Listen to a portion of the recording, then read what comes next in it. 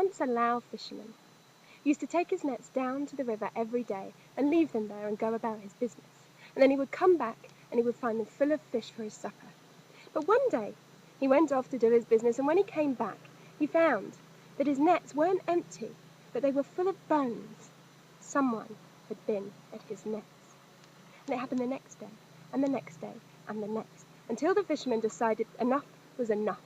He would wait and he would capture the thief. So he waited behind a tree, and he didn't have to wait long. Very soon a figure came out of the undergrowth. A dirty, naked figure with long black hair all the way down her neck, her hips swaying as she went. The fisherman was surprised. He was not expecting a woman, and he began to think that maybe this wouldn't be such a bad day after all. So he followed her. And he reached forward and he put his hand on her shoulder, and she turned around, and the first thing he saw were the blood-red eyes, and then the fish guts hanging out of her fangs, and then the nostrils flaring. He stood back aghast, but she was too quick. She grabbed his hand. "You're mine now," she said. "I can either eat you or marry you. Your choice." It wasn't much of a choice. He went back to her cave and did all the things that married couples do. And very soon they had a baby. And every day the she-demon would go off to do whatever it is that she-demons do and leave him in the cave with the baby. And as babies tend to do, it grew and grew until it was big enough to move the rock in front of the cave.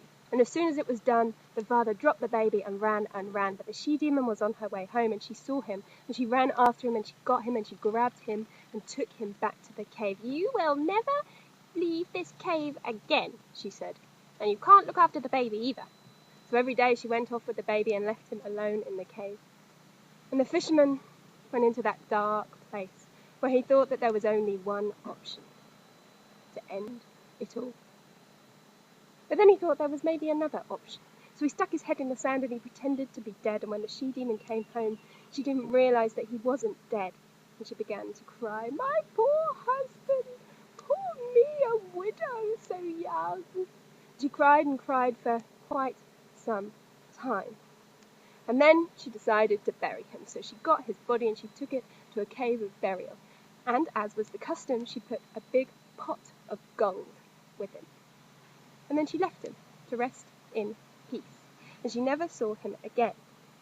Not long after she had gone, he pulled the bamboo stick out of his throat and he got the gold. And he went home to his village and he lived happily ever after. But our story doesn't end there. Because the fisherman had a friend. And this fisherman's friend asked him how he came by his money. And the fisherman told him. And the friend thought, "Hey, what a good idea." So he followed the whole process from beginning to end. He took his nets down to the river and he waited for the she-demon, and then he married her. He sort of regretted it a bit when he had to go back to her cave, but then there was a child, and then eventually she went off and she left him, and he buried his head in the sand and pretended to be dead. Now when the she-demon came home, "Not again!" she cried, and she cried even more than she had the first time. It seemed to her it was rather sad that this should happen twice to her. And then eventually she realized she had to get him a pot of gold, but this friend was greedy. And he shouted to her, "Make it 2 pots of gold." Now the she-demon disliked greed more than she disliked deceit. So she grabbed him by the feet and she pulled him out and she said, "Now I'm going to eat you."